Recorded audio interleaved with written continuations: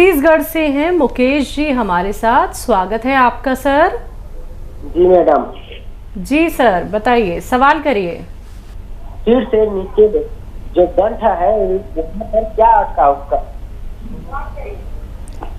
आप टेलीविज़न सुन रहे हैं, हम समझ नहीं पा रहे आपकी आवाज़। टेलीविज़न की आवाज़ कम करके फ़ोन पर बात करें।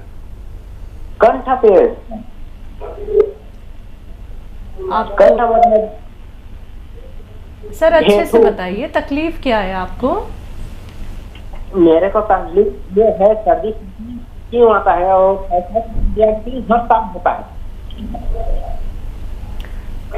नहीं समझ में आया मुकेश जी, बिल्कुल क्लियर आपकी आवाज़ नहीं आ पा रही है। आप थोड़ा ठीक से और बोलने का प्रयास कीजिए।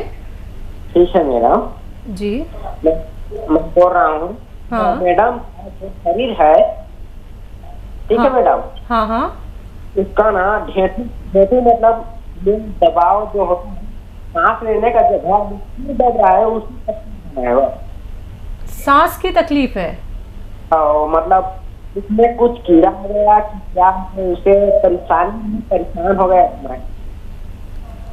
अच्छा, उम्र बताइए। उम्र मेरा उसका 29 है। 19? 29। 29। मेरा 31 वर्ष है। सांस फूलता है आपका? क्या मैडम? खांसी रहती है, नज़ला कुछ रहता है? हाँ, खांसी आता है सर। ठीक है, मैं समझ गया। अच्छा देखिए, एक अच्छा नुस्खा है, आप लिख लें तो आपका हुआ।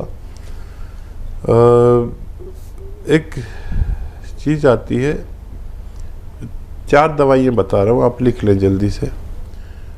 सपिस्तान एक दवा का नाम है, सपिस्तान।